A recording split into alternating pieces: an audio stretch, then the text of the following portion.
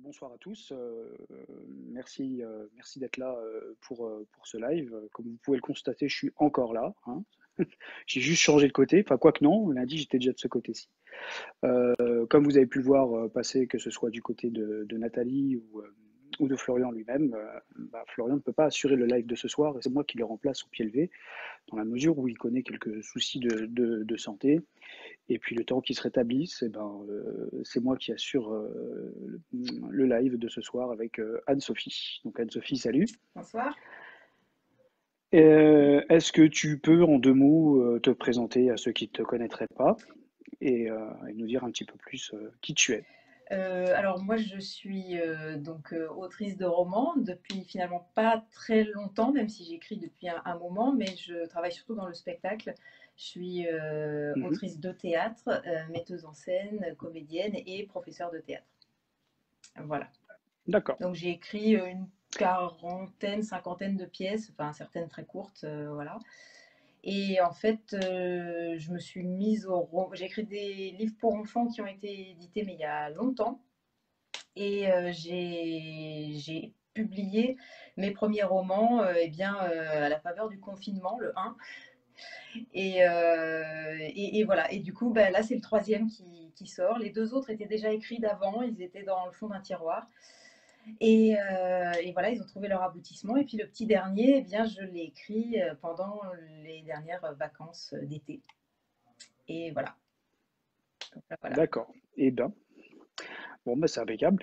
Donc du coup, ce soir, tu es là pour nous présenter tes romans, mais surtout parler de ton actualité, qui est le dernier roman. Avant de nous en parler plus en détail, on va profiter qu'il y ait un peu plus de monde pour rappeler une chose, à savoir que tu as mis en jeu deux romans.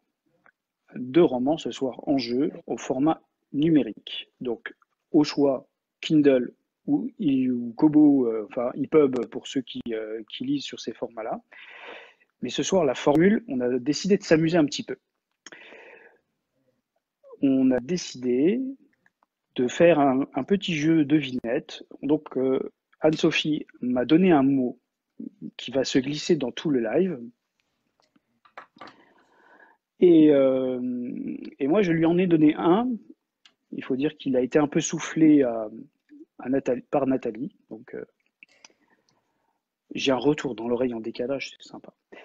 Et donc, du coup, il va falloir trouver deux mots pour gagner deux romans au format numérique. Voilà, j'ai bien rappelé le jeu. Donc maintenant, est-ce que tu peux nous parler de ton actualité et de nous présenter ton dernier roman? Alors, Radium Girls, c'est le premier tome d'une série, enfin d'une saga en deux tomes. Donc, ça raconte l'histoire de ces femmes dans l'Amérique des années 20 et 30. Enfin, années 20 pour le premier tome, années 30 pour le second.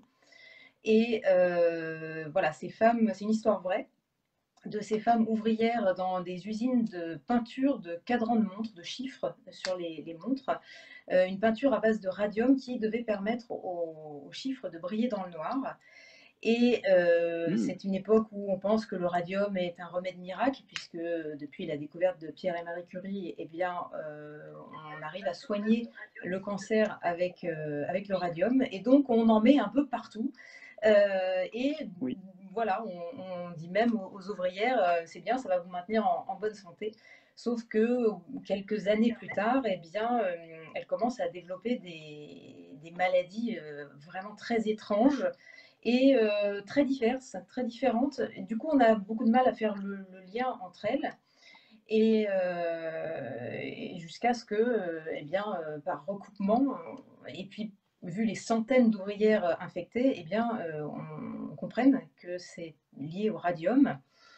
Et donc, ça va être le combat aussi de ces femmes, alors 5 en particulier, hein, qui, sur la première affaire, qui ont mené le combat pour obtenir réparation déjà, puisqu'elles ont des frais médicaux complètement dingues, elles sont ruinées, les familles entières sont ruinées pour payer ça.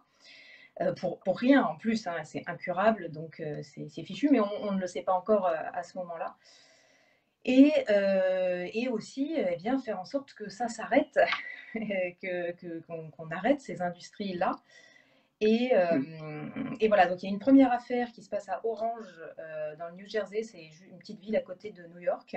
Et la deuxième affaire, donc qui sera dans le tome 2, c'est à Ottawa, dans l'Illinois, donc pas loin de Chicago. Voilà, donc à 10 ans d'écart, ces deux affaires.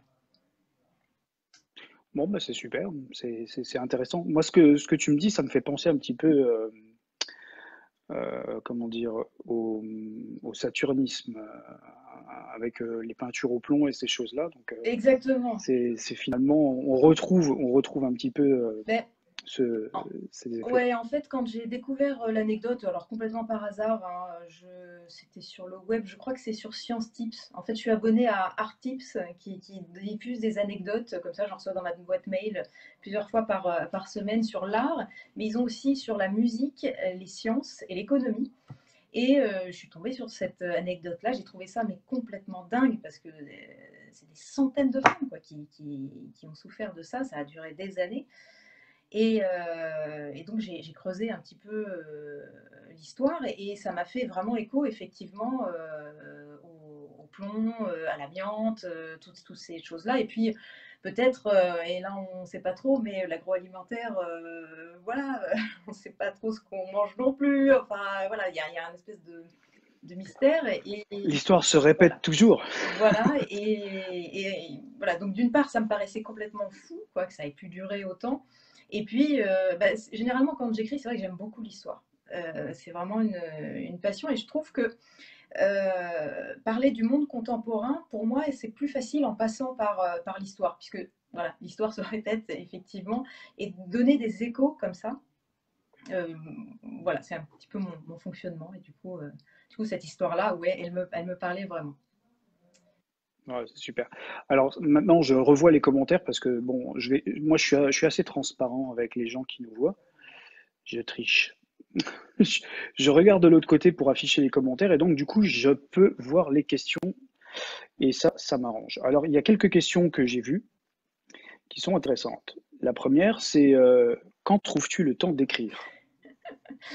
Alors, en fait, Parce que c'est vrai que ton emploi du temps a l'air très très rempli quand même.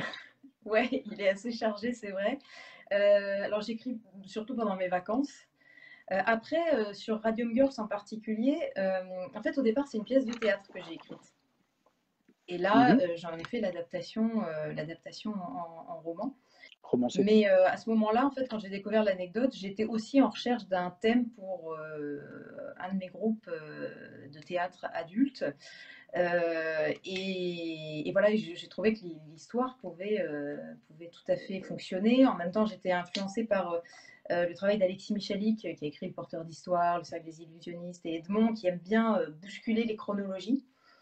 Et du coup, ben, j'ai écrit cette pièce en entremêlant les deux affaires. En fait, l'avocat de la deuxième affaire s'interrogeait sur la première, et ensuite on renouait le fil pour finir sur son affaire.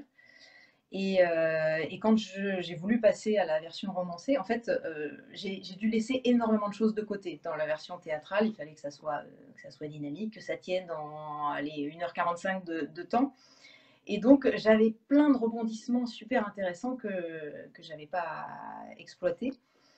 Et donc, du coup, le roman me permettait de faire quelque chose un petit peu plus développé. Voilà. Bon, bah, c'est super. Et tu as mis combien de temps pour écrire ce livre-là, me redemande Nathalie. Nathalie, apparemment, a lu ton livre Oui, Nathalie a été et, une de mes bêta-lectrices et je la remercie d'ailleurs voilà. énormément pour Et ces elle remarques. me dit que tu as dû peut-être te tricher aussi et voir de très beaux livres, une très belle plume. Merci. Alors, combien de temps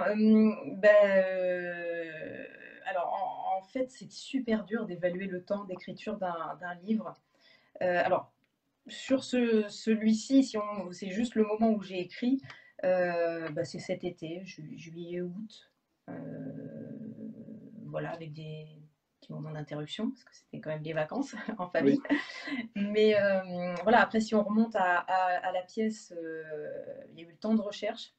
parce qu'en fait, maintenant, il y a plus d'articles sur le web actuellement sur ce sujet, mais à l'époque, il y avait juste cette petite anecdote, un article écrit par Kate Moore qui venait de sortir son livre sur les Radium Girls. Et son livre, c'est une enquête mais formidable, hein, où elle va fouiller, elle met en place tous les rebondissements. C'est pas un roman, hein, c'est plus une étude. Et son livre est en anglais uniquement. Donc voilà, c'était 500 pages en anglais et voilà, donc il a fallu s'accrocher C'est sévère, sympa quoi. pour les anglophobes. Voilà, c'était chaud parce que c'est scientifique aussi, hein, c'est Oui. judiciaire, donc voilà. Un petit boulot de traduction sympa, quoi. Voilà, ouais, ouais. Après, une fois lancée, l'écriture de la pièce a été rapide. Je l'ai écrite en 15 jours sur les vacances de Toussaint. Mais voilà, tout le temps de maturation avant a été un petit peu plus long, mais quelques mois, quoi. C'était assez rapide. Et voilà, et donc je me suis replongée dedans. En fait, il y a eu deux versions de ce roman. Il y a eu une première version où je suivais la même trame que la pièce et en D'accord. développant. Et je me disais, mais est-ce que les lecteurs vont suivre les ramifications de cette histoire? Et je l'ai fait lire à mon mari qui a joué dans la première version enfin, dans la pièce des Radium Girls d'ailleurs, donc il connaissait très bien le sujet. Et il a lu, il m'a dit, bah, c'est super, mais là, c'est trop dense. Puis en plus, on a envie d'en savoir encore plus. Bah, pourquoi tu ferais pas deux tomes, un tome par affaire? Et je me suis dit, bah ok, ouais, effectivement, c'est super. Donc je reprends la chronologie un peu plus, enfin complètement quasi linéaire. Et donc je fais un premier tome sur la première affaire et un deuxième sur la seconde. Voilà. Même s'il y a quelques liens entre les C'est deux affaires. Ouais, mais moi je trouve que c'est sympa. Alors du coup, là, j'ai repris quelques questions. Je trouve que le système avec le téléphone pour tricher, c'est bien, parce que ça me permet de remonter sans faire le cirque dans l'oreillette. Donc, j'ai vu Geoffrey Ciné qui t'a demandé si les éléments historiques étaient toujours centraux dans tes histoires. Alors, quand j'écris enfin, en fait, j'écris de tout. Je change pas mal de genre. Donc, c'est pas toujours des récits historiques. Et ça, ouais, ça change. Voilà, si on prend que les romans, le premier roman, c'est sur Virginie Desjazet, une comédienne du 19e siècle. Le second, c'est un Massaï à Zanzibar, c'est un récit de voyage, enfin c'est un roman, mais sur une famille qui fait un voyage en Tanzanie, safari, et puis Zanzibar, la plage, donc très contemporain, pas mal d'humour, voilà, donc rien à voir. Et le troisième, c'est Radium Girls. Donc là, un sujet plus sombre, même si le but, c'est Hmm. que ce soit pas non plus complètement glauque ou quoi, hein. L'idée, c'est... Non, c'est plus un livre un peu témoignage, quoi. Oui, oui, oui, mais l'idée, c'est que ça reste très roman, c'est-à-dire on suit les personnages, on s'attache à eux. Après, tous les faits sont archi vrais, quoi. En fait, je me suis vraiment documentée sur ce qui s'est passé. Je dirais que C'était la question qui me venait justement. ouais, Est-ce, est-ce que tu te documentes beaucoup pour écrire tes romans, en fait? Oui, oui, assez. C'est d'ailleurs un petit peu compliqué parce qu'au bout d'un moment, bah, ce qu'il faut, c'est aussi pas être complètement prisonnier de l'histoire, quoi. On fait une œuvre romanesque ou en théâtre, on fait quelque chose qui doit accrocher le public. On fait pas un documentaire, on fait pas un truc pédagogique. Bien sûr. Donc, oui, il faut se documenter, puis après, il faut arriver à contextualiser les choses, les rendre vraiment vivantes. Donc, je dirais que tout est vrai, mais par contre, le contexte, là, c'est moi qui l'invente. Je pense par exemple à une scène où un des dentistes retourne sa veste, va voir l'industriel pour proposer de faire silence sur ce qui se passe contre de l'argent. Ça s'est vraiment passé. Par contre, moi, je fais en sorte que ça se passe dans une voiture, sous la pluie, une ambiance un petit peu espionnage, etc. Ouais, plus noir, quoi. Voilà. Ouais. Ok, La seule entorse, c'est j'ai fusionné 2 personnages parce que là, ça a compliqué, sur les ramifications entre les ouais, différents pour services et faciliter cetera. la lecture. Et donc, voilà, je les ai fusionnés. Après, en plus, c'est compliqué quand c'est historique, c'est-à-dire qu'on ne peut pas non plus trahir l'histoire. On peut pas, ce qui s'est vraiment passé, enfin, surtout là, c'est quasi contemporain. Enfin, il y a des descendants hein, de ces gens-là. On ne peut pas faire n'importe quoi avec. Faut respecter quand même une certaine idée de ce qu'ils étaient réellement. Sans complètement les trahir. Donc les rendre vraiment vivants, mais voilà. Intéressant. Et j'étais en train de relire les remarques. Bon, alors, ça fuse de partout. Il y a Geoffrey qui est impressionné par ta vitesse d'écriture. 15 jours pour écrire une pièce. Waouh, bravo.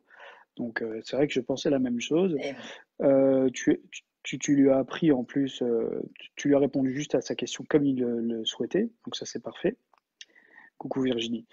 Euh, Il y a Valérie qui posait une question que je trouvais très très intéressante et je vais te la retransmettre. Avez-vous pu facilement passer de l'écriture d'une pièce de théâtre à un roman? J'ai l'impression que c'est quelque chose que tu maîtrises bien quand même, l'écriture des deux. Ces deux exercices qui sont assez faciles. alors, Mais est-ce que le passage de l'un à l'autre est facile eh pour toi? ben, pas tant que ça. En fait, je me disais, oh bah oui, bah, ça va être simple, là, tout le boulot il est fait, tout est là, ça va aller. Et non, non, j'ai un peu galéré quand même là-dessus, parce que je me sentais, enfin, j'étais prisonnière de la pièce de théâtre. Je- il a fallu vraiment que je la mette un peu de côté pour arriver à produire quelque chose de nouveau. Et pourtant, j'aimais beaucoup cette pièce, je trouvais, on l'a jouée, donc j'ai pu vraiment tester les dialogues, etc. Mais, euh, mais là, enfin, au début, j'étais vraiment à refaire juste de l'enrobage de dialogue, on va dire. Et là, je me suis dit, bah non, non, là, je fais vraiment, il faut que je fasse quelque chose de nouveau, ça fonctionne pas pareil. Euh, donc, je l'ai mis un peu de côté et je suis repartie d'un peu plus neuf, quoi, de tout ça. Donc, contrairement à ce que je pensais, ça n'a pas été si simple que j'imaginais, en fait. C'est deux genres qui fonctionnent très, très différemment. Donc, Bien voilà. Et sûr. de même que dans l'autre sens, quand il s'agit d'adapter un récit au Un théâtre, roman à une pièce de théâtre, bien euh, sûr, c'est jamais des exercices simples, même pour les films, hein, passer de l'un à l'autre, c'est pas les mêmes contraintes, c'est pas les mêmes cahiers des charges. c'est ça. Une bonne pièce de théâtre n'est pas forcément un bon roman, et donc du coup, bah, la preuve, c'est que tu as eu un boulot d'adaptation assez impressionnant, quoi. Moi, il y a une question que je me posais, est-ce que tu t'es renseigné sur la composition du radium? Est-ce que c'est quoi en fait le radium? C'est un lichen? C'est quelque chose dans ce genre? Alors non, non, non, non, c'est minéral. Alors après, moi, je suis pas du tout scientifique, donc oui, je suis allée chercher, essayer de comprendre comment c'était. En fait, c'est un minerai, c'est extrait. Comment, je ne sais pas trop, mais voilà, c'est vraiment du minerai qui est ensuite extrait. Et pareil, je me suis renseignée aussi sur comment on mesurait le radium, parce que c'est tout le problème des scientifiques, c'est-à-dire que enfin, tout le problème de l'affaire, c'est de comment prouver que c'est le radium qui est la cause des maladies. Et en fait, il faut du coup inventer vraiment des appareils pour ça. Donc Pierre et Marie Curie avaient déjà inventé quelque chose, mais pour mesurer des morceaux en fait de minerai. Et là, bah, il faut l'adapter pour faire passer vraiment le corps humain. Enfin, vraiment donc d'abord, il y a sur le souffle, comment mesurer le radium dans le souffle, et puis ensuite, eh bien, sur le corps des femmes vivantes, et puis bah, plus simple sur les morts. En fait, là, on réduit les os en poudre et on les fait passer dans cet appareil-là. Mais ouais,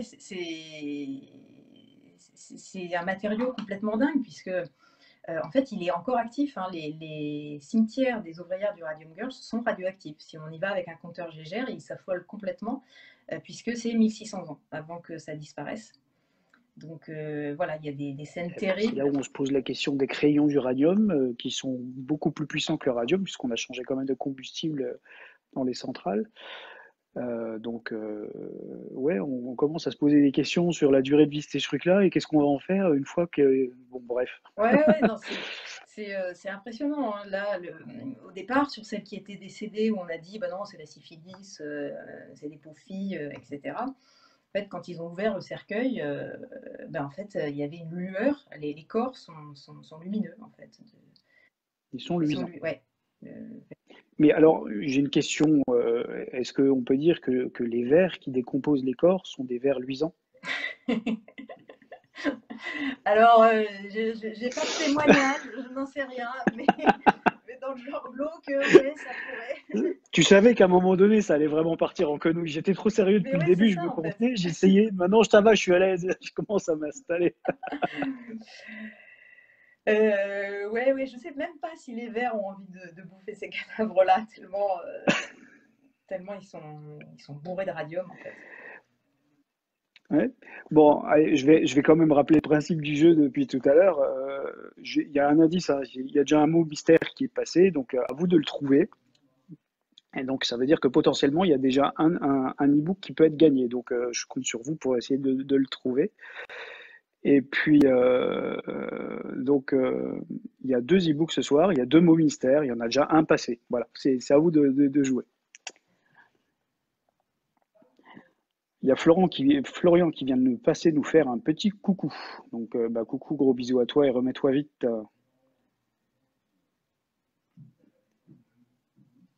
Alors, il y a Nathalie qui me demande si tu pourrais lire un extrait. Moi, je pensais le garder pour un peu plus tard, cet extrait. Et Nathalie redemandait aussi si tu avais la trame de ton récit quand tu écrivais de manière générale, puisque tu nous as bien éclairé sur Radium Girls. Par contre, sur les deux autres, est-ce que tu avais déjà la trame globale? Comment tu écris d'habitude? Alors, en fait, oui, j'ai la trame. Je m'interdis de commencer à écrire tant que j'ai pas la trame. Je faisais ça avant, alors pour du théâtre, hein, des fois j'avais l'idée d'une scène absolument géniale dans ma tête. Je commençais à écrire et je me retrouvais bloquée, genre comment je vais... Et puis j'essayais de rebondir, puis c'était pas des fois pas bon. Et je me suis retrouvée comme ça, des fois complètement bloquée. Vraiment, ouais, impossible d'aller plus loin. Donc, plutôt que de me retrouver comme ça, comme un bon galérien face à mon document, maintenant, je m'interdis de commencer tant que c'est pas clair. Donc, je me fais un plan Claire. assez général. Dans ce plan, ensuite, je vais revenir et redétailler ce qui va se passer dans chaque scène ou dans chaque chapitre. Et après, je m'y mets. Alors, ce qui ne veut pas dire que je suis complètement dans mon carcan, hein. Ça ne m'empêche pas de varier, de changer des choses, de remodifier des chapitres. Mais en gros, je sais comment ça se termine. Je sais en gros comment ça avance, les gros rebondissements. Mais je pars plus juste avec une idée d'une scène. Des fois, d'ailleurs, il s'avère que finalement, la scène dont j'ai idée, ou le chapitre, je construis tout autour. C'est pas forcément le point de départ, c'est pas forcément le point d'arrivée, mais tout se construit. Hmm. Et ensuite, j'ai vraiment mon déroulé. Et ce truc que je veux absolument écrire, et finalement, il arrive à se mettre en forme et à exister dans l'ensemble. Voilà. D'accord. Donc, toi, c'est pas tes personnages qui t'amènent là où ils veulent et puis tu subis leurs humeurs.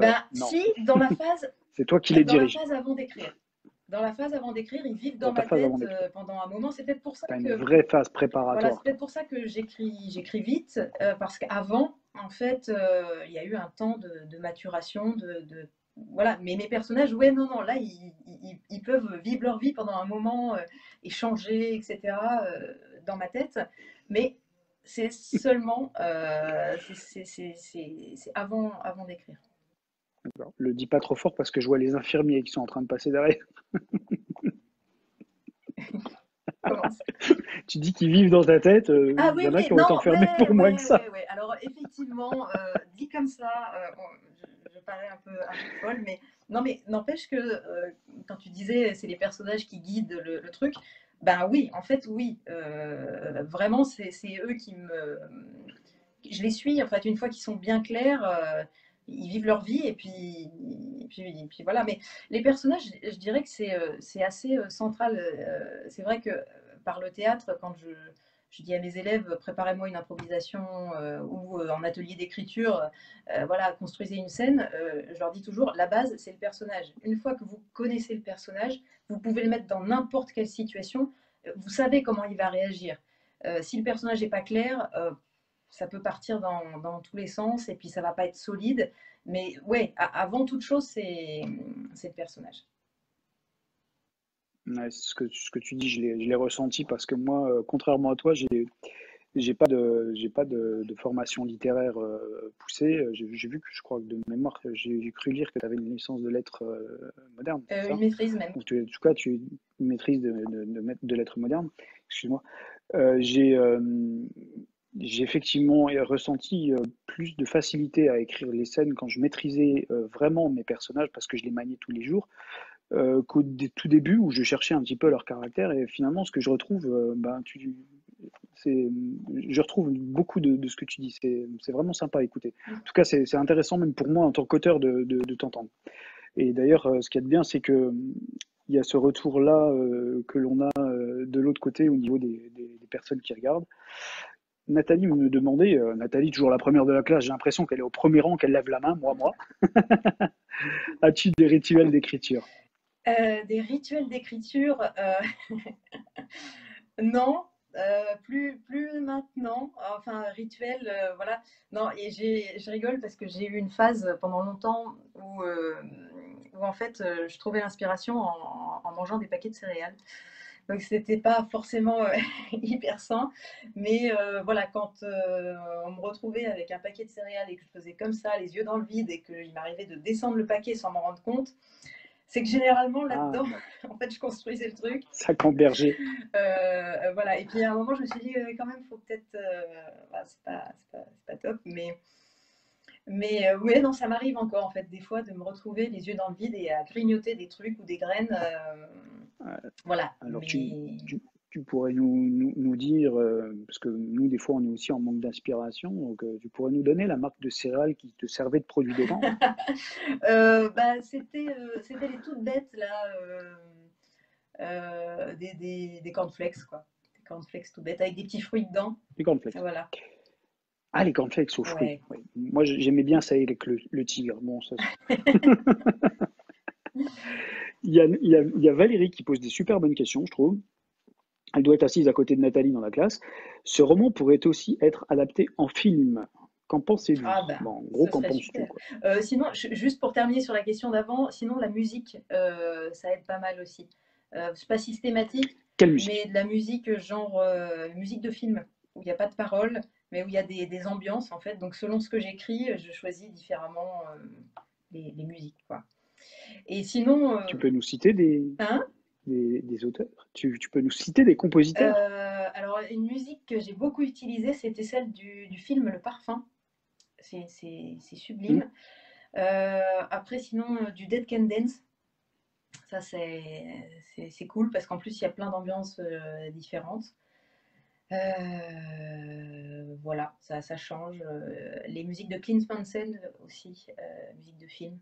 J'étais parti sur John Williams ou sur Ennio Morricone. Bon, je me suis fait des illusions. Alors ouais, alors ce qu'il y a, c'est que celles-ci, elles sont tellement prenantes que Ouais, ouais, du c'est coup, elles costaud. sont tellement associées à des images que je prends des choses un peu plus Ouais, tu commences en 1900 et tu te retrouves dans un western au Far West, alors que tu étais dans le sud de la ouais, France, voilà, quoi. c'est ça, Ça part dans tous les sens. c'est ça. Sinon, sur l'adaptation cinématographique, ah ben, oui, c'est clairement un film, cette histoire. Alors, il y a un film qui est sorti ou va sortir bah, avec le confinement. Du coup, je ne sais pas s'il est sorti. Il y a une bande-annonce qui traîne sur Internet. Je crois que c'est américain ou britannique. Mais qui a l'air d'être enfin, inspiré, mais en créant de nouveaux personnages finalement, sans suivre réellement ce qui s'est passé. Donc je ne sais pas du tout ce que ça donne. Après, Kate Moore, donc, qui a écrit ce livre, sur cette enquête sur les Radium Girls, je l'avais contacté au moment où j'ai écrit la pièce en lui disant voilà, bah, merci parce que grâce à vous, j'ai pu écrire cette pièce. Et je lui avais envoyé mon texte en disant bah voilà, c'est en français, mais si jamais. Voilà. Et elle m'avait dit ah, bah, je le lis pas parce que je suis en train de travailler sur une adaptation. cinématographique. Donc, est-ce que c'est celle qui va sortir ou est-ce que c'est une future? Je ne sais pas. On a peut-être des indices du coup. Donc regardez bien ce soir le live d'Anne-Sophie parce que vous avez des scoops. Donc je répète quand même qu'il y a 2 livres numériques à gagner ce soir et qu'il y a des mots mystères. Je les ai toujours pas vus passer, par contre ils ont été prononcés tous les 2. Donc voilà. Alors est-ce que ça te dirait de nous lire un extrait de ton choix de Radium Girls Ah bah oui, maintenant? ouais, ouais. T'as préparé? Ouais. T'as préparé aussi la petite blague que je t'ai demandé? Ah non, ça par contre, j'ai pas préparé.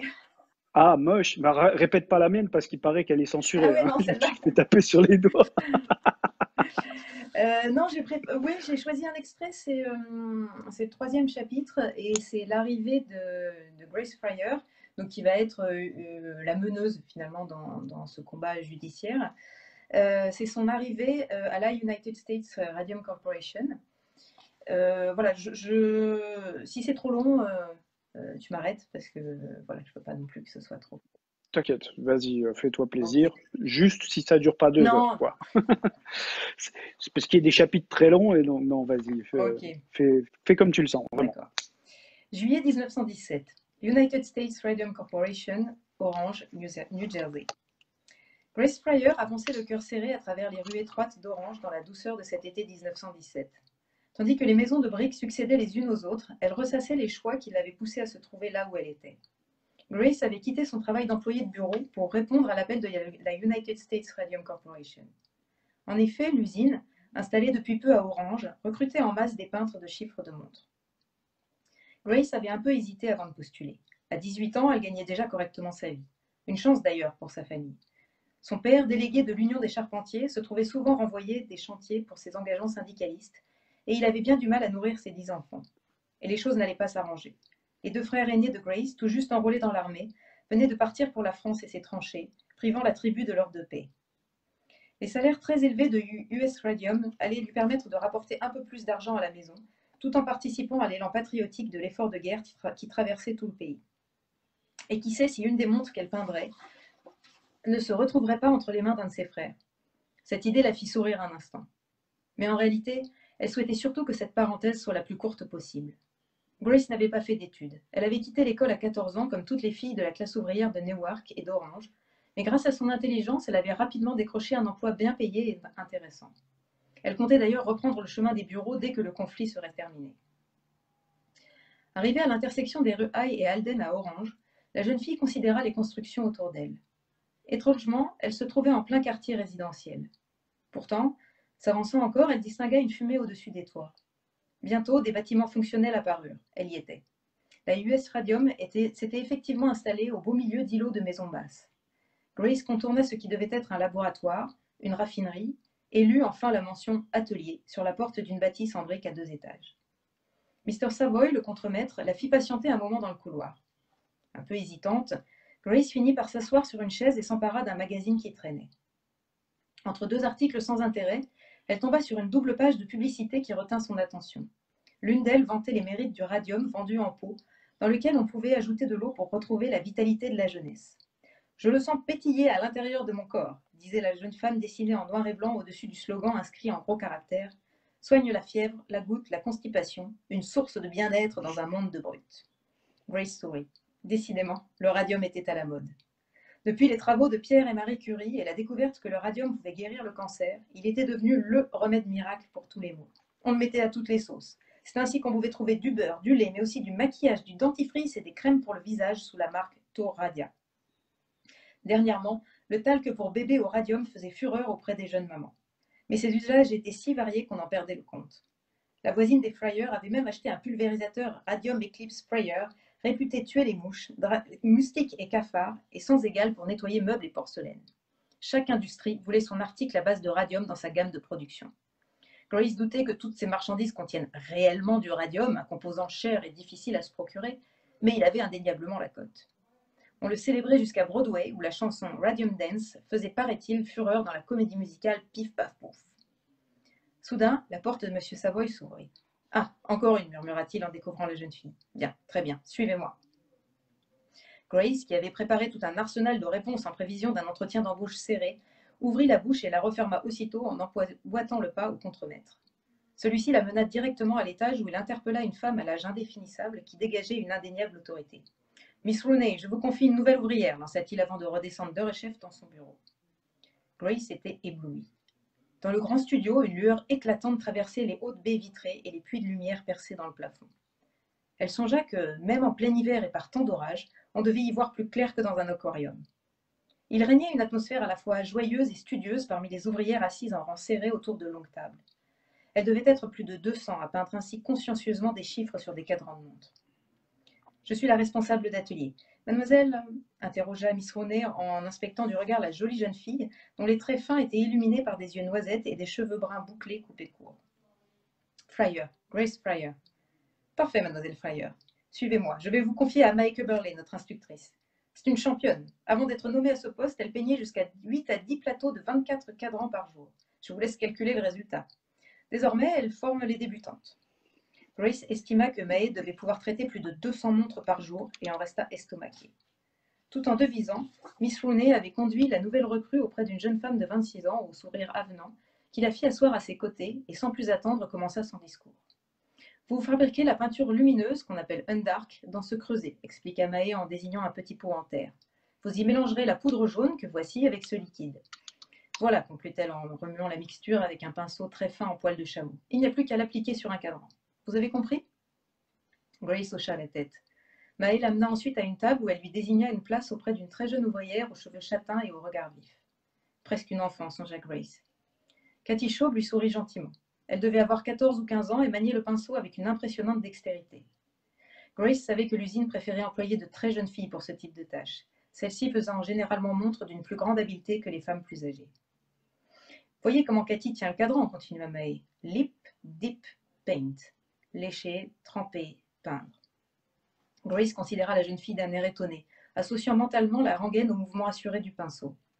Katie avait saisi un cadran d'environ 3 cm de diamètre et y traçait des chiffres sans montrer la moindre hésitation. Mais bizarrement, à chaque coup de pinceau, elle en effilait la pointe entre ses lèvres. Les poils du pinceau s'épatent rapidement et la peinture sèche vite, commenta Mae. Alors, pour affiner la pointe, on procède ainsi. On a bien essayé de le tremper dans un autre creuset rempli d'eau, mais ça provoquait une importante déperdition de matière. Le radium est trop précieux pour qu'on puisse le gâcher. De toute façon, on est plus efficace à la bouche, confia Katie entre 2 coups de pinceau. Grace hocha la tête, mais ne put s'empêcher d'esquisser une grimace de dégoût. Voilà. Eh ben, en tout cas, j'étais en train de lire en même temps les remarques et là, tu as fait carton plein. Déjà, moi, j'étais dedans, vraiment. J'ai appris plein de choses. Il y avait des anecdotes super intéressantes. Il y avait de l'humour. Il y a des bons retours là. Il y en a même qui proposaient d'organiser des soirées de lecture, n'est-ce pas? Et franchement, non, c'était vraiment sympa. Merci à toi en tout cas. J'ai regardé un petit peu les questions pour essayer de continuer un petit peu à te poser certaines questions et pas s'arrêter sur cet extrait sympa. Il y a une question que j'ai trouvée intéressante et c'est bien de le préciser. Est-ce que tu es auteur indépendant ou est-ce que tu es édité? Non, je suis auteur indépendant. Alors, enfin, j'ai été éditée pour des livres pour enfants, mais non, je suis auto-éditée. Donc, pour les romans, c'était une toute découverte là, justement, pendant le confinement. Après, pour le théâtre, ça fait très longtemps que je diffuse mes pièces via mon site, en fait. Et j'avais jamais pensé que j'étais éditrice du coup, parce que j'ai fait ça, tout s'est fait un petit peu Merci. progressivement. Comme je suis indépendante déjà de statut, enfin, tout ça est légal et organisé. Mais voilà, ça ne m'avait pas traversé. Après, mon premier roman, donc Mademoiselle Desjazées, je l'avais proposé il y a quelques années à des maisons d'édition. C'est vrai que j'ai visé les gros d'un coup et j'ai pas eu de retour positif. À chaque fois, c'est bien, mais ça correspond pas à notre ligne éditoriale, etc. Et quand le confinement est arrivé et qu'on s'est retrouvé bloqué, mon mari qui adore ce livre m'a dit non mais il faut vraiment là qu'on trouve un éditeur, etc. L'anecdote est assez drôle, c'est que j'avais acheté un annuaire de tous les éditeurs. Ça faisait genre deux, Oui. 3 ans qu'il était sur mon bureau. Genre, je le range pas parce que je vais m'en occuper. Et en fait, je repoussais la tâche. Et il s'y est attelé, lui. Il a vraiment cherché, listé les maisons d'édition pour donc des jasés romans historiques, et puis pour le Maasai, qui est quelque chose que j'avais écrit et que j'ai jamais envoyé à personne en fait. Et pareil, il disait il faut vraiment faire quelque chose. Et donc il m'a fait voilà tout un répertoire. J'ai renvoyé donc pour le premier des mails comme ça aux éditeurs. Et puis dans le même temps, un peu par hasard, ou peut-être les algorithmes qui m'ont un peu fliqué, j'ai vu passer une pub Facebook de Caroline Vermal sur une formation à l'auto-édition. Donc d'avoir un petit test, qu'est-ce que vous êtes plutôt. Et puis là, je me suis dit, mais en fait, ça me plairait bien aussi voilà, de choisir ma couverture. Et puis mes 2 expériences d'édition en maison traditionnelle n'étaient pas des expériences très heureuse, quoi. Franchement, non, quoi. Voilà, donc du coup, voilà, je me disais, bah, c'est peut-être le bon truc. Et donc, voilà, je me dis, bon, bah, j'aimerais bien faire cette formation. Là-dessus, mes enfants m'ont dit, enfin, maman, mais tu te rends compte, t'as vu le temps que papa a passé à te chercher les éditeurs, et toi, en fait, tu t'en fiches, du coup, tu veux, Tu lui dis qu'il a eu une idée pourrie, voilà, quoi. tu veux passer finalement par l'auto-édition. J'aurais fait ouais, mais bon. Et puis là-dessus, j'ai un retour justement d'éditeur qui me dit bah écoutez, ouais, c'est pas mal, mettez-le en auto-édition et puis si ça marche, on revient vers vous. Et là, je me suis dit ah Ah, ben attendez, oui. là, du coup, c'est le coup de pouce, quoi. Je m'y mets et puis bah non, je reviendrai pas vers vous parce que si je fais tout ce boulot, je pense que je maîtriserai les choses et puis voilà. C'est, c'est pour la petite anecdote, moi, puisque j'ai écrit un thriller et que Fleuve fait partie des éditeurs que je lis depuis très longtemps, ça a été les premiers à faire ça, en fait. Quand ils repéraient un manuscrit qui leur plaisait, mais qu'ils ne pouvaient pas inscrire dans leur stratégie éditoriale, a commencé à rediriger vers des plateformes d'auto-édition. Bon, en fait, pour ne pas la nommer, puisqu'ils le font encore aujourd'hui, c'est pas un secret, c'est Librinova, et ils donnaient des bons de réduction pour s'auto-éditer via cette plateforme-là. Et ça fait des émules. Pourquoi? Parce que tout simplement, ça leur permet en fait de voir comment on se comporte et comment évolue le livre. Et eux, ça leur permet de vérifier si effectivement, quand ils ont de la place, ils peuvent pas t'y insérer. Ouais. Donc, ce que tu dis, ça ne m'étonne pas. Voilà. Et donc, du coup, dans la partie auto-édition, parce que c'est bien, on a compris que tu étais très à l'aise dans l'écriture, que c'était ton métier depuis très longtemps. Qu'est-ce qui t'a vraiment posé le plus de problèmes? Ça, c'est une question de Valérie que j'ai vu passer tout à l'heure. Je me suis dit, il faut que je la mette. Donc, je l'ai amenée avec l'auto-édition. Et maintenant, donc, du coup, on est auto-édité. Qu'est-ce qui t'a posé problème? Dans l'auto-édition, ce qui était plus compliqué, Ouais. La mise en forme éditoriale, la correction, le graphisme de la couverture, euh, le choix de la coupe, alors, quelle plateforme? ben, en fait, la formation de Caroline Vermal est vraiment super bien faite. Donc, du coup, c'était du pas à pas et tout ça a bien fonctionné. Après, j'ai la chance d'avoir une sœur graphiste. Enfin, elle est aujourd'hui photographe, mais de formation graphiste. Donc, voilà, elle m'aide beaucoup. D'ailleurs, c'est elle qui a fait la couverture des Radium Girls. Donc, il est là. Voilà. Euh, Ouais, je l'ai vu, elle est chouette. Voilà, et donc voilà, ça aide beaucoup, effectivement. Sur le coup, la mise en page, je suis passée par Readsy, qui est un outil gratuit. Et voilà, j'étais pas. En fait, je voulais archi peaufiner, je voulais des trucs comme ça, comme ça. Et avec le recul, je me rends compte, mais comment tu t'es pris la tête, ma pauvre fille, pour un truc aussi finalement pas important. Je voulais mes On passe alinéas, du mes temps, hein. machins, etc. Notamment les sauts de ligne. Enfin, quand on laisse une ligne entre les paragraphes, et ben, du coup, j'avais pas l'alinéa pour le paragraphe d'après. Et là, c'est des crises là-dessus. Et en La fait, mise en forme éditoriale, c'est chouette. voilà. Mais finalement, ça se fait plutôt bien. Ce qui me pose le plus de problèmes, je dirais, c'est les pubs Amazon. Alors là, pour comprendre les algorithmes et tout ça, alors c'est pas mon truc, mais vraiment je galère, mais quelque chose de dingue. Et puis à chaque fois, je pense avoir Alors, trouvé la solution. Ah bah oui, ça marche pas parce que ceci. faudra qu'on s'appelle sur le sujet parce que je n'aurais rien compris non plus. Ben, Si tu veux, j'ai discuté avec un auteur que je connais bien maintenant, Jean-Michel Rafali, pas plus tard qu'hier, sur le sujet, et c'est vrai que c'est extrêmement nébuleux.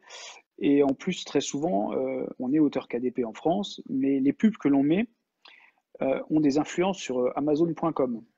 Donc c'est un peu, franchement, c'est hyper nébuleux. ouais. Et il faudrait qu'ils revoient leur système pour nous parce que c'est pas top. Voilà. Bah, alors, Donc je comprends, je partage voilà. ton Et avis. encore, hein, moi, j'ai été bien aidée puisque j'ai fait une autre formation de Caroline Vermal sur les pubs Amazon.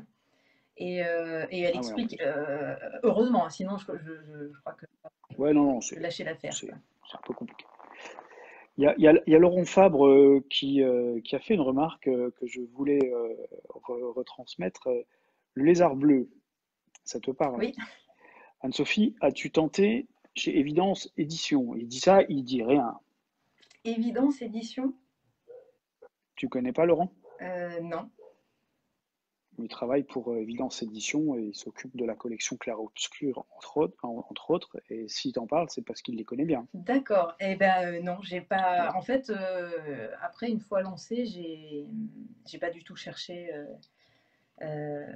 autrement. Mais Bah, à toi de voir, parce que là, à mon avis, t'as tendu une ah, perche. Voilà. Bon. eh ben, ouais, ouais, pourquoi pas. C'est vrai que l'auto-édition c'est bien, mais c'est parce que c'est enfin, moi je trouve ça intéressant en fait comme métier même, mais c'est extrêmement chronophage. Et puis la diffusion est compliquée, c'est-à-dire que là, je regarde pour, j'ai mis sur Kobo, mais en numérique, mais pour avoir une diffusion papier sur la Fnac et auprès des libraires, là, je suis en train de regarder Bookelis, mais c'est pareil, c'est hyper nébuleux. Après, les libraires commencent à me contacter directement puisque j'ai un site, bah, mon site où j'ai commencé à vendre des pièces de théâtre. Tu as pu t'inscrire chez Dilicom? Chez Dilicom, le catalogue Dilicom, tu as pu t'y inscrire? Non. Euh, Bon, alors, on se contacte. je note parce que c'est un truc. Non, je t'expliquerai. Virginie en a déjà parlé. C'est intéressant pour pouvoir attaquer les librairies. Ouais, Puis en ce moment, on va pouvoir même en auto-éditer, leur filer un coup de main. C'est sympa, c'est le moment de le faire. d'accord. Donc, ouais, on en parlera tout à l'heure. Ok. Euh, alors, j'ai Xavier Antoine, moi, que j'ai adoré échanger avec toi, Xavier, lors de mon live. Pourquoi le choix d'un tel genre de livre, s'il te plaît? Mais il est très poli en plus, hein, mais s'il te plaît. Sur Radium Girls, c'est ça? Le choix du sujet, du coup Je pense, en tout cas, il a mis livre avec un S, donc je pense sur chacun de tes livres, ça doit être le roman historique, Ah, en tout cas la base oui. historique. Alors, sur mes romans, donc le premier, Mademoiselle Desjazées, en fait, c'est mon sujet de mémoire de second cycle de l'école du Louvre. Je travaillais sur le costume de scène. Et donc, c'était en lien avec le théâtre Desjazées et les costumes de Virginie Desjazées. Il n'en reste plus qu'un. Et donc, j'ai passé un an voilà, à fouiller les archives du théâtre, etc. Et en fait, j'ai découvert une personnalité géniale. En fait, Virginie Desjazées, c'était vraiment une grande comédienne complètement oubliée dans un genre aussi, qui a aussi disparu, c'est le vaudeville chanté, donc des comédies, souvent assez lestes, chantées. Et elle était spécialisée dans les rôles de travestis, c'est-à-dire des rôles d'hommes. Donc on écrivait pour elle des rôles d'hommes. C'est quelque chose qui se fait plus tellement. Et en plus, c'est quelqu'un de bah, vraiment voilà, quelqu'un de très humain, ouais, très bien, je trouve, qui méritait d'être redécouverte. Voilà, et puis j'avais plein d'archives, plein de voix différentes finalement. Donc voilà, j'ai écrit mon mémoire dessus. C'est resté là. Le directeur du théâtre des Jazés, donc qui me suivait dans cette année-là, me disait non mais il faudrait faire une pièce, il faudrait qu'on parle d'elle parce que lui il est complètement amoureux fou de Virginie Desjazés. Et vraiment, sous forme de pièce, j'y arrivais pas. Elle commence à 5 ans, à la fin du 18e siècle. Enfin, elle naît à la fin du 18e siècle. Elle commence à 5 ans, début 19e, et elle traverse tout le siècle. Elle meurt à 75 ans, quelque chose comme ça. Elle n'a jamais quitté les planches. Elle a tourné en Europe, etc. Donc, voilà, c'était assez énorme. Une comédienne jusqu'au bout, quoi. Ouais, ouais, ouais. Ben, en fait, elle a acheté son théâtre.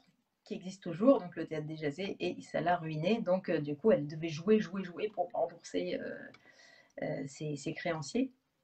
Et donc, finalement, et ben, à chaque fois, c'est pareil, mon mari qui aimait beaucoup ce personnage, il me disait, mais ouais, mais fais-en quelque chose. Et il m'a poussé à l'écrire sous forme de roman. Et justement, voilà, c'est une forme un peu particulière, puisque pour chaque chapitre, je change de narrateur à la première personne. Donc ça fait comme ça des voix un petit peu croisées. Donc voilà, la genèse de ce livre-là. Pour le Maasai à Zanzibar, c'était un été. J'avais envie d'écrire, mais j'avais pas envie d'écrire de théâtre. Souvent l'été, j'écris des pièces pour mes élèves de l'année d'après. Et là, j'avais écrit, j'en avais marre, mais j'avais envie d'écrire quand même. Et j'avais pas envie de faire de recherche historique, parce que ça, c'est vrai que ça prend beaucoup de temps. Et Ça prend du voilà. temps. Ouais. Et on avait fait un voyage en Tanzanie l'année d'avant, absolument fabuleux, 10 jours en safari et sur l'île de Zanzibar après. Et voilà, on cherchait les Maasai. Nos garçons étaient tout petits, enfin assez petits. Ils avaient 8 et 5 ans. Voilà, ça restait un souvenir fabuleux. Et donc, du coup, je me suis dit, j'ai toute la trame, finalement, j'ai tout le circuit. Et par contre, j'ai inventé une famille qui ferait ce voyage, qui n'était pas nous, puisque dedans, il y a une adolescente, plus ou moins en crise, on va dire, et un petit garçon aussi, puis les deux parents. Et voilà, et c'était du coup à travers eux raconter cette découverte de l'Afrique, cette fascination pour les paysages, le, le calme qu'on a ressenti aussi dans ces fameux safaris où on est là et on observe on cherche les animaux et ils sont pas là et puis on bouge pas, on est obligé d'être patient alors que nous on vit à 100 à l'heure et ça c'était vraiment Oui, j'ai génial. cru comprendre. Et voilà, et on a une perception de l'environnement, de la nature qui est très différente. Et j'avais envie de retranscrire ça. Et puis Zanzibar, qui est encore autre chose, la mer, cette espèce de paradis. Et puis dès qu'on creuse un peu, on se rend compte que c'est pas si drôle que ça pour les gens qui y vivent. Et voilà, donc c'est un roman très court et très coloré, on va dire, mais d'une tonalité encore différente. Voilà. C'est souvent le principe un peu des romans de voyage ou en tout cas qui dépaysent comme ça. Et c'est vrai, comme tu le dis justement, à chaque fois qu'on part en vacances et qu'on gratte un petit peu le vernis touristique et qu'on s'éloigne un peu, on découvre très souvent des choses Mais sous un autre angle qui sont enrichissantes, mais on se rend compte que très souvent le tourisme, c'est une interface qui masque énormément les réalités en c'est fait. ça. Puis là, c'était très étrange parce qu'en fait, nos garçons voulaient rencontrer les Maasai, ils rêvaient des Maasai. Et puis dans le safari, on n'a pas vu du tout de Maasai en fait. On les a vus à Zanzibar, donc là où ils ne sont pas normalement, donc dans un autre contexte, Non. plus touristique, on va dire. Et puis l'échange avec eux était très, très étrange parce que voilà, ils sont super fiers de leur culture. Ils étaient fascinés aussi par nous, mais voilà, et du coup, on a eu des échanges passionnants avec un Maasai, d'ailleurs, qui avait un téléphone, il datait de Mathusalem, mais voilà, il avait vraiment un téléphone avec sa machette et son téléphone, c'est complètement improbable. Et il a échangé des textos ensuite avec mon mari pendant enfin, quand on est rentré. Pas avec moi. Les femmes, voilà, c'est pareil, c'est pas du tout le même rapport. On n'est pas sur les mêmes cultures. Voilà, C'est là où on le prend pleine c'est balle, quoi. ça, c'est ça, Le choc des cultures, on l'a quand on voyage et quand on échange avec les personnes un peu typiques du coin, quoi. c'est ça. Et donc du coup, ouais, c'était passionnant et voilà, ouais, ça m'a fait plaisir de retranscrire finalement tous nos questionnements pendant ce voyage. On n'a pas arrêté de se poser des questions en se disant mais comment on vit, comment ils vivent, c'est quoi ce monde. Et voilà. Voilà. Eh ben, en tout cas, c'est ce qui ressort de toutes les personnes que je lis, et moi, c'est un sentiment que je partage. C'était un échange vraiment passionnant. Moi, je vais juste rappeler un truc, parce que là, tout le monde est absorbé par ce que tu dis, mais il n'y a personne qui a joué. Ah, Et je rappelle quand même que ce serait dommage, parce que tout le monde dit, oh, il est trop bien, ça donne envie. Bah ouais, mais il y a 2 livres à gagner, les gars. Il y a 2 livres à gagner. Il y a Donc, 2 mots à découvrir dans le live de ce soir.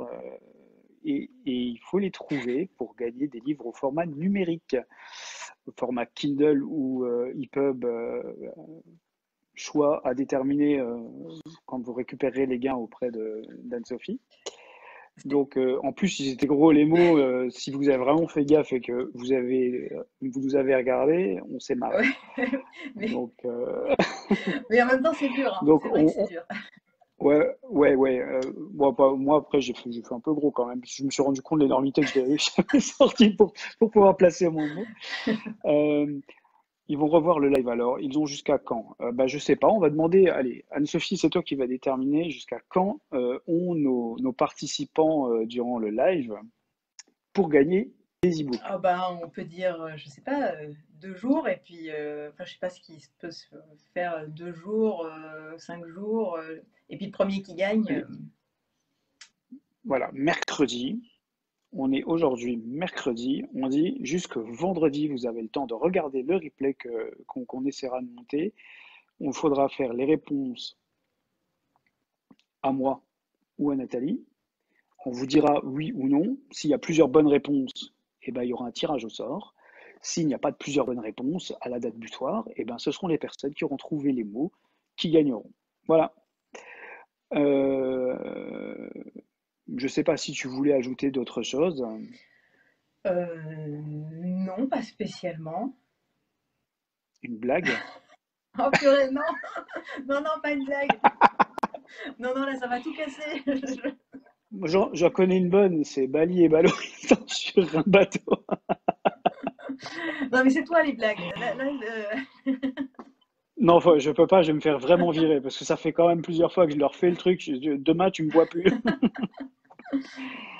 En tout cas, un grand merci à toi. Écoute, moi, je t'ai rencontré entre guillemets pendant mon live parce que tu me posais plein de questions hyper intéressantes. On a échangé aujourd'hui. Aujourd'hui, je suis content d'avoir pu animer ce live et d'avoir pu découvrir ton univers beaucoup plus en détail. Et Geoffrey qui réclame sa blague, hein. Et, euh, et franchement, bah, je te remercie. J'ai adoré. C'était presque trop court.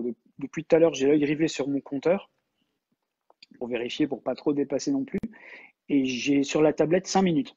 ah, C'est à peu près l'impression que j'ai eu de passer avec toi 5 minutes. Et en réalité, quand je regarde ma montre, on est à 1 heure.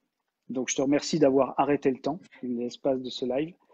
Je te remercie d'avoir vraiment fait découvrir plein de belles choses et puis des livres qui m'ont l'air passionnants. Moi, c'est pas ma came habituellement et je te promets que je te lirai. ah. Voilà. Bah merci à toi Parce en que tout tu cas. m'as donné envie, tu as une jolie plume et je pense qu'il y a beaucoup d'autres personnes.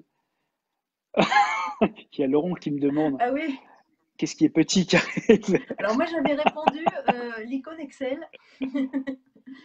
Oui, c'est vrai, mais c'était beaucoup plus tordu que ça. Oui. Alors en off, on est un petit groupe d'auteurs indépendants et on échange tous les jours, hein. Tous les jours, ça bouscule et tout. Et il y a Isabelle Chamirian qui, à la suite de mon live, s'est dit, tiens, je vais tester la devinette de David à mes gamins pour voir s'ils trouvent 30 secondes. Elle fait, bon, qu'est-ce qui est petit carré vert? Le gamin lui fait, bah, le petit carré vert. Elle a dit, j'étais dégoûté. Ouais, mais ils sont très forts les enfants. Ah oui, bah oui, ils sont beaucoup plus terre à terre que nous, hein. On cherche de midi à 14h. En tout cas, moi, j'ai passé un super moment avec toi. Je te remercie beaucoup. Je pense qu'on échangera encore après et Eh plus ben, tard, avec grand avec plaisir. plaisir. Et puis, j'espère que bah, tous ceux qui ne te connaissaient pas ont appris à te connaître mieux, à découvrir ton univers et qui, surtout, je les invite à lire tes romans parce que entre les chroniqueurs qui les ont lus et qui ont fait des retours extrêmement positifs, l'extrait que tu as lu ce soir et puis tout ce dont tu as parlé, franchement, ça donne envie et encore, bah, je te souhaite plein de bonnes choses parce que tu le mérites amplement. Voilà. Merci, merci bien. Tu as été en tout cas une très belle rencontre pour moi et ce live a été extrêmement intéressant et enrichissant. Donc merci à toi. Merci. Alors et juste comme ça en off, n'oublie pas que c'est toi qui dois appuyer sur off, éteindre et Ok, partager. Parce que sinon, tout le temps qu'on aura passé là, il n'y aura personne qui pourra gagner les livres et je vais les garder pour oui. moi. Ok, bon, ben, Bon, je te remercie. Et puis, il y a Nathalie qui dit venez lire ses chroniques. Donc voilà, oui, Nathalie, il faut lire ses chroniques pour vraiment encore plus avoir oui, envie. oui, oui, Nathalie a chroniqué les trois. Et d'ailleurs, je la remercie, hein, j'en profite parce que c'était une super rencontre Ouais, par ouais, hasard. ouais. Et franchement, merci Nathalie pour tout. Moi, j'ai l'impression que plus j'avance dans ce milieu-là, plus je trouve que chroniqueurs, lecteurs et auteurs, ensemble, on forme une grande famille. Et, euh, et vraiment, il y a de la bienveillance, il y a de la sympathie, on échange vraiment beaucoup. Et en tout cas, je suis content d'avoir rencontré un nouveau membre de cette famille. Oui, ben moi aussi, je trouve que c'est vrai que c'est un soutien parce qu'on est très seul quand on écrit. On est aussi très seul quand on L'auto-édition, c'est publie dur. et d'avoir une espèce de communauté comme ça, d'auteurs, lecteurs et blogueurs, ouais, ça motive franchement. Vraiment, vraiment, ouais. Bah écoute, tu n'es plus seul. Ouais, super. Allez, en attendant, moi je vous souhaite à tous une bonne soirée. Merci encore à toi, Anne-Sophie. Un gros bisou et puis passe une bonne soirée. À tout bientôt. N'oublie pas juste de partager pour qu'on puisse bien récupérer le Ok, lien. eh ben merci et puis bonne soirée à tous. Merci d'être venu. Bonne soirée. Au Salut. revoir.